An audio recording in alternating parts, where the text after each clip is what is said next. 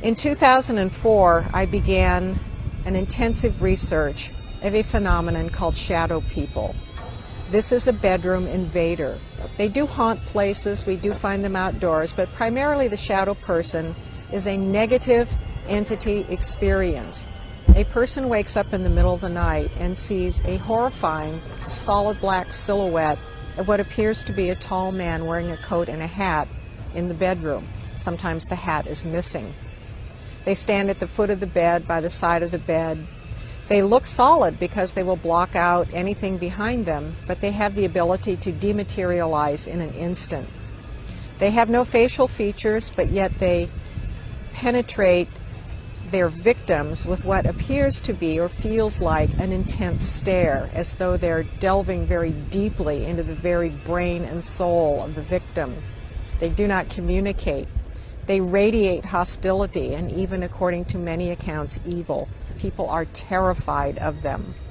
Well, I wanted to know more about this experience, and I discovered that it's quite common, and it's documented for centuries, just under other kinds of names.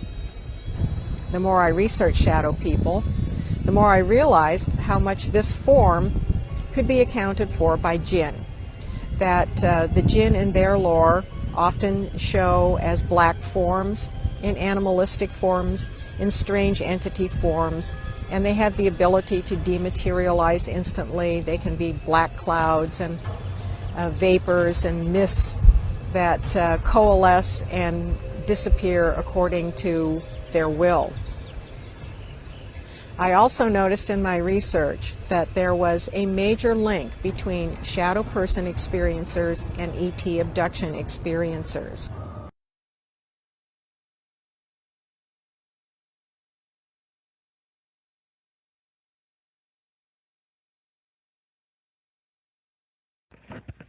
What's up, boy?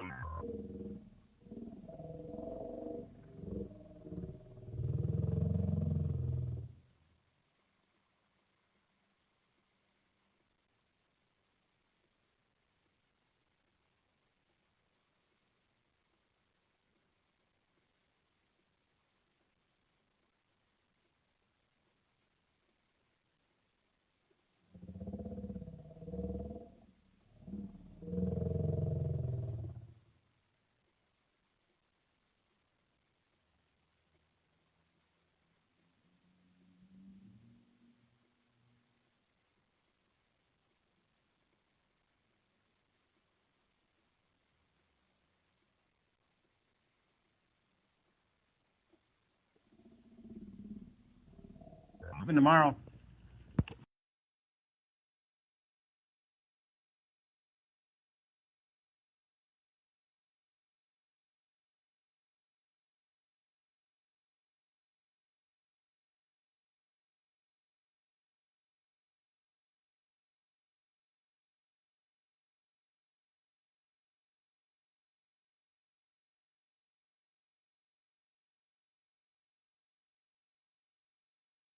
Good evening, everybody. This is Night Flight. I'm Judith Krober, and tonight I have Jerry Musinski with me.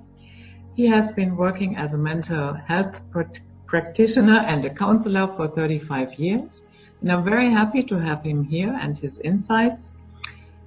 So, Jerry Musinski, welcome to Night Flight. Okay, thank you for having me. Basically, I've been at this for 35 years. I worked for 7 years in the biggest state mental hospital in the United States. From there, about 18 years working in the psychology department of a state prison. And that's where I learned a lot.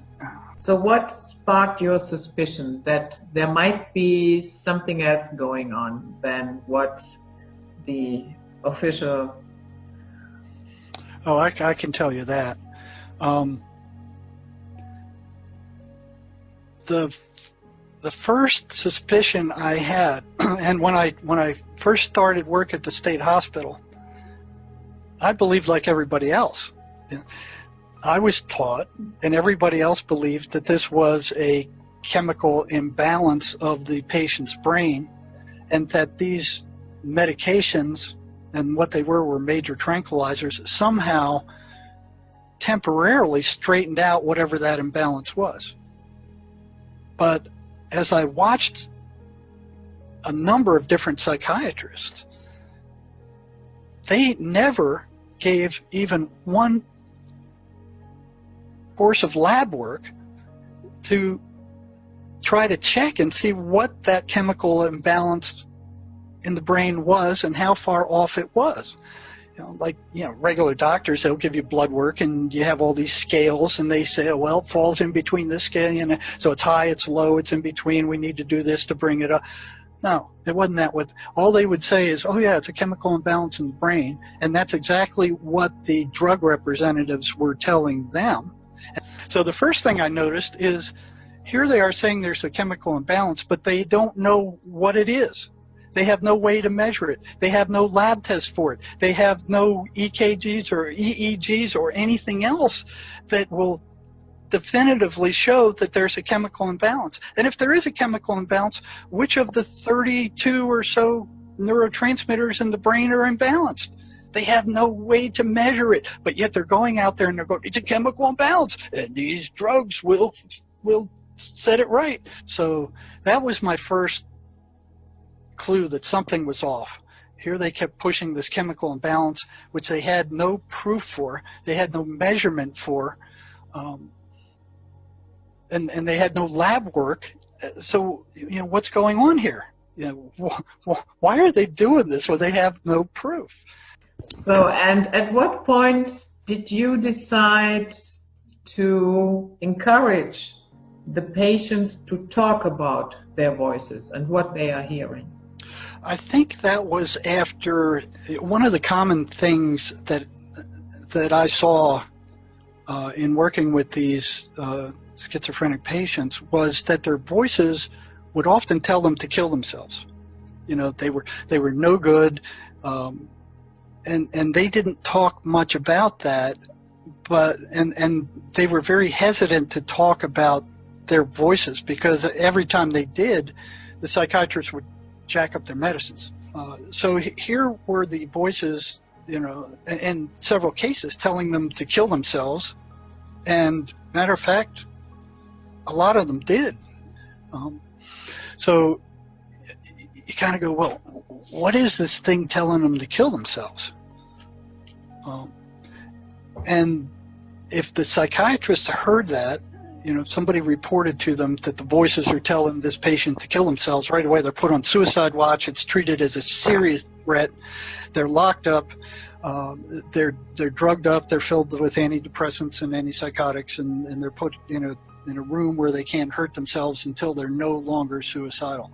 So the psychiatrist would act as if the voices were real and there was something substantial to them when they heard that the voices were telling these patients to kill themselves. They would react like, somebody stuck them with a hot poker, and they, okay, lock him up and order these medications and don't let him out until he's not suicidal anymore. But anything else the patient tried to tell them about what the voices were saying were completely blown off as hallucinations. Why are they treating the voices in that case, where they're telling the patient to kill themselves, as real and reacting to them as real, but anything else the patient tells them that these voices are saying is considered to be a stupid, crazy hallucination due to a chemical imbalance that they've never been able to prove? I'm like, well, ain't that a little bit odd? What is it that was holding these voices on a consistent negative pattern? What confined them to negative, upsetting verbiage? Why weren't they just all over the place? What held them on to just abusing and mocking the patient and telling them all kinds of bad things and telling them to kill themselves? What was doing that? The pattern was that these voices were consistently negative. Consistently. They never told the patient anything good unless it was to get them in trouble later on. So I'm like, well, that's odd. What kind of hallucination would tell a patient to kill himself? And then the other strange things I was seeing was, doing my rounds in the psychiatric rehab center, and every time the chaplain had a ice cream social down in the main meeting area, all my schizophrenics were on the ward. So here they are sitting on this dingy ward instead of going down there and eating ice cream and cake, which were hard to get hold of there. And I'm like, well, that's odd. And I saw that time after time. And then I started asking them, well, why are you staying up here? Why aren't you down there with the other guys getting ice cream and cake? Well, I don't like church, and I don't like preachers, and that's a bunch of crap. And it was consistent. It was like, so I started asking them some questions about, well, why is this? And periodically I'd hit the voices get louder when I go into those places, when I go into the churches. So I started wondering, well, I never took the word of just one patient. I would take the question I asked and then start asking. I had an unlimited supply of schizophrenics there. So I'd start asking these others, and time after time they'd say, well, yeah, the voices don't like the Bible. They hate the 23rd Psalm. When I read the 23rd Psalm, they act like worms thrown onto a hot frying pan. And I'm like, whoa. So I started handing out the 23rd Psalm, and I got the same response. All these patients said the voices hate it. They hate when I read the Bible. I said, well, what did they tell you? And they said, well, Jesus couldn't even protect himself. What makes you think he's going to protect you? And this is the voices telling them this thing. And I'm like, this is a hallucination. Hallucinations are supposed to be random. I mean, they're supposed to be all over the place. The second thing I noticed later was amphetamine kind of like opened the door to these things. More prisoners were sent to prison for committing crimes while they were psychotic on amphetamine than any other drug that I ever saw. So it's like it opened the door to psychosis. It triggered psychosis, and it was like they were going psychotic, and it was like once they became psychotic, they stayed psychotic. It didn't go away. But what was tricky about it is when they first started, they'd start hearing these voices. They'd go, oh, well, I'm just hallucinating because of the drug. And they're thinking, well, okay, it'll go away. And they stop using the drug, and it does go away. And that happens for many times. And then one day they use it, and it doesn't go away. They're there, and they can't get rid of them, and they're there forever, and they're now psychotic. Whatever these things were, they invaded. So I started asking questions about amphetamine, and these people would see something called the shadow people consistently. They were three-dimensional shadows that would enter their rooms at night, follow them around, and usually show up at the foot of their bed and be staring down at them. They never spoke. And I noticed, and I actually used this clinically, if they saw their eyes, they were in much worse shape than if they didn't. The majority of them never saw the eyes. If they did see eyes on these shadow people, they were either lime green or they were red. Neither color is not something I'd want to meet somebody with eyes of that color. I mean, right away it just kind of sends chills up your back. Then I noticed that virtually every schizophrenic who was put on these medications would eventually go off and go psychotic again. And I'm like, well, why is that happening? But, and I'd ask them, and they'd all say, well, it's the side effects. The side effects are awful. And they were.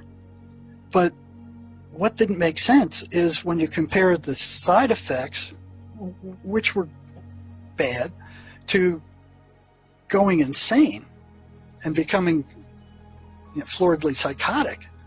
It was like, okay, which do you want? You want the flu or you want the bubonic plague? And they were all choosing the bubonic plague. And I'm like, why are you choosing the plague? And I'd ask them, well, why? I mean, which is worse? And they'd say, well, the plague's worst. And I'm like, well, what am I missing here? What is it they don't understand?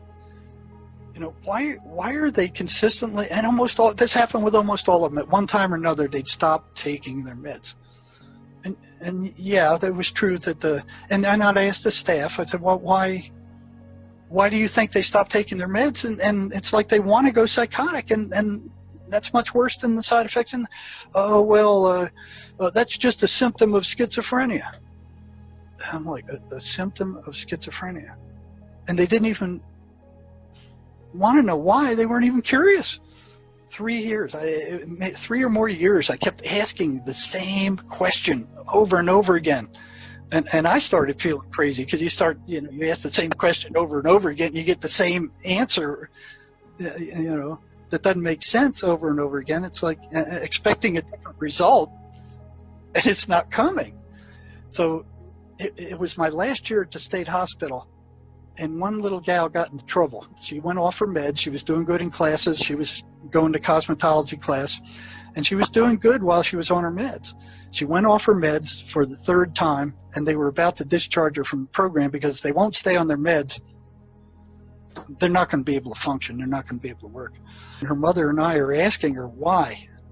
This is the 3rd time you went off your meds, and every time you did that, you went insane. Why do you keep doing it? And she goes, I'm not sure I want to tell you, and I'm like, well,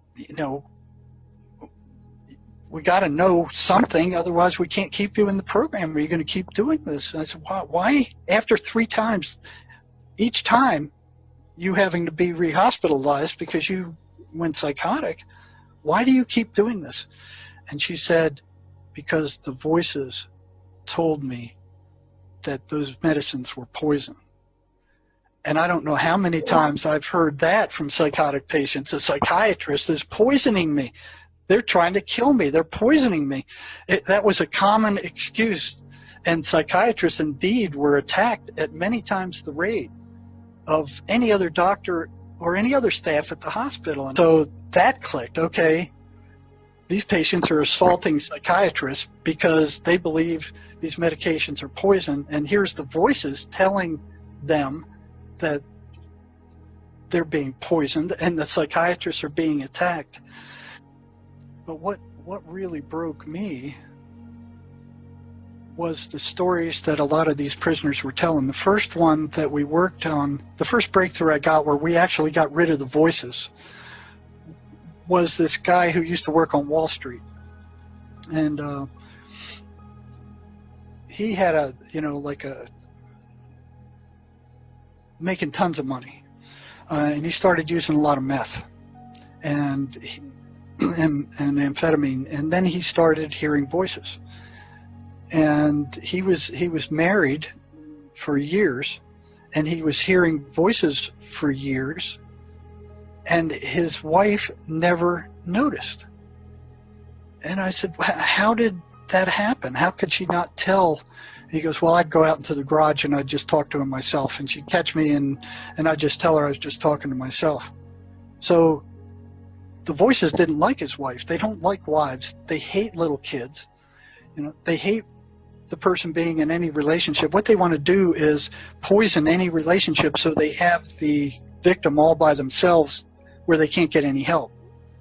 And he came to group one day, and I started working with him. He was one of the chosen guys. And finally, when I learned enough about how to get rid of these things, his voices one day in the office, when we tried this last thing, they disappeared, and they screamed as they left. They were screamed, and he sat there stunned, and he almost fell out of his chair. And I'll never forget his words. He turned at me and he looked and he said, the silence is deafening. Because it was the first time in decades he had not heard the voices. They weren't talking, they were gone. And he was in shock. He couldn't move, he couldn't stand up, he couldn't get out of the chair. He just sat there like, So at that point I learned enough to be able to help the patient, teach the patient how to get rid of these things. And there was another one of the guys I was working with intensely, who would, and one of the requirements I had for them was, listen, I'll go out of my way to help you. I'll bail you out of whatever trouble you get into, but I want you to tell me in live time as we sit here what those voices are telling you as we're speaking and their reaction to what I'm saying. And the ones I always had a group of them, maybe, 10 or 17 that I was working with, and there were tons of them that didn't want to do that. They wouldn't agree to do anything like that. But I always had a group the whole time I was at the prison where they were different ones, but they always agreed to do that. So here's this one guy, he's getting better and better and better. The voices are getting less and less and less. So he comes in one day and he said, the voices are really getting pissed at you. They're really angry with you. And I'm like, you got a hallucination who's getting angry with me? He goes, yeah, they're really upset with you. They don't want me coming here. They're saying you're crazy, you're stupid, don't listen to anything you say. They're really getting angry. They don't want me coming here. And I said, wow, that's weird.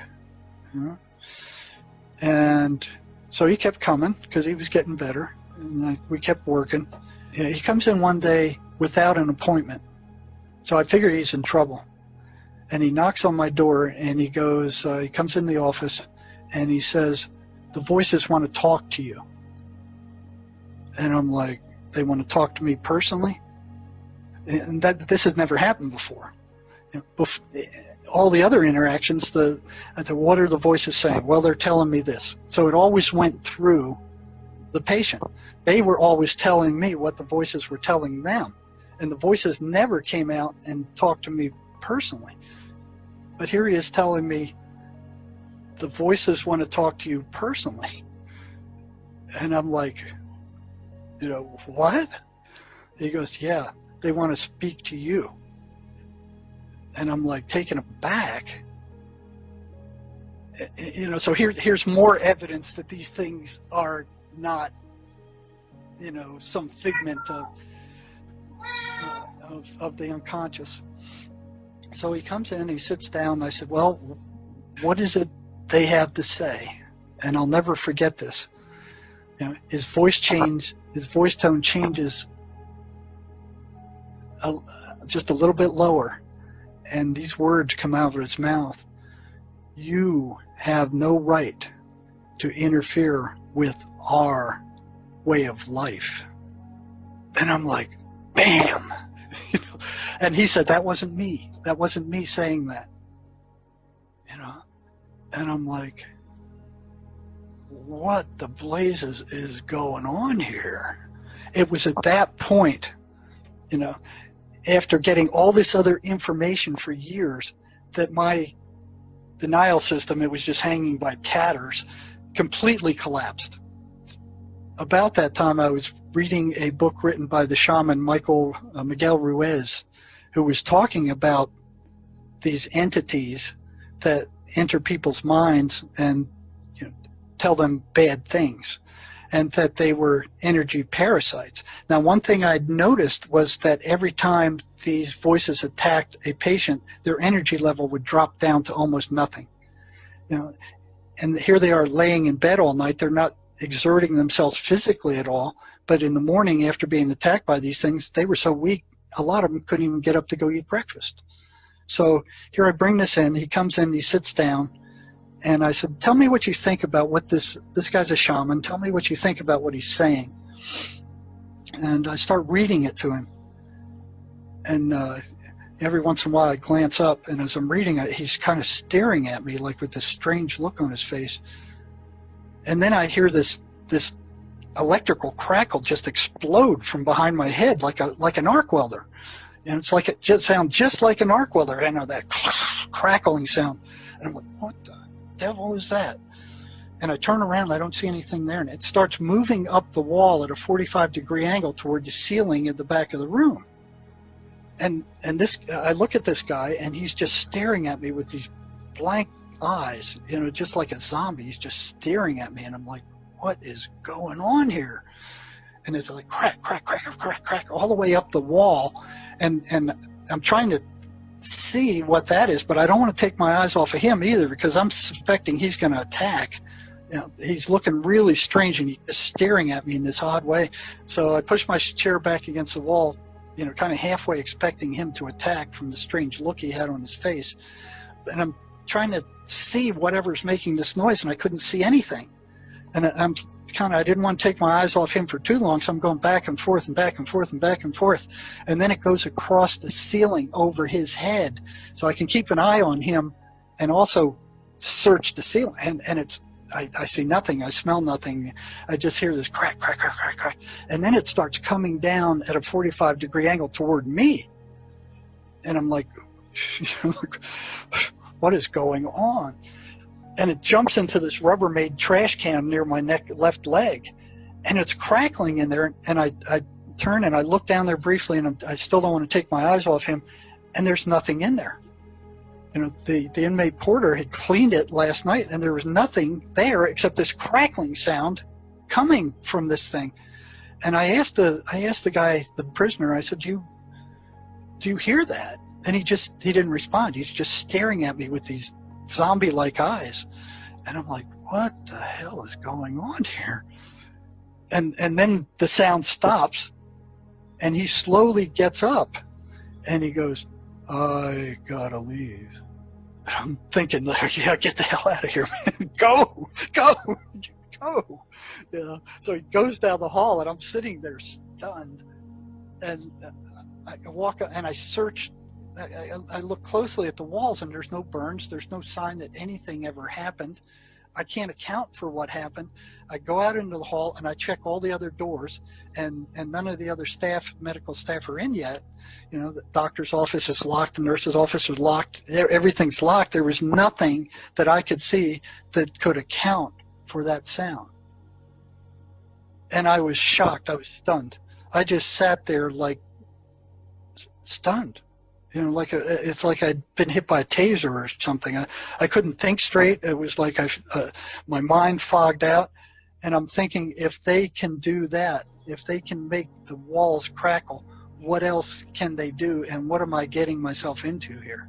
The voices that these people hear are thoughts being put into their minds. They're being injected into their minds. And not only that, these things have access to their entire memory. So they can go in there and they can pull up every rotten thing these people ever did and bring it up, dredge it up, and rub it in their faces until their emotional state turns negative. And then they drain that energy. So what they are is emotional parasites. And it doesn't just happen with schizophrenics. Remember, the schizophrenics are the 5% of the normal curve. These things are hitting us all to different degrees. And it's most obvious where you're kind of cruising along the street, and all of a sudden, minding your own business, kind of you have your same old thought stream running there, thinking about this and that, and then a thought comes in that's just horrifying. It's like something you would never think, something you would never do, something you would never consider, and you kind of go, whoa, where did that come from? And from what I've seen is that every negative thought that flows into your head about yourself or somebody else is put there by these entities, and they want you to react to it.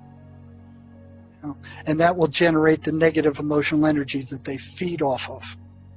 Looshing, you got it right on. That's exactly right. That's exactly right, and that's what it is. They want that loosh, and that's how they generate it.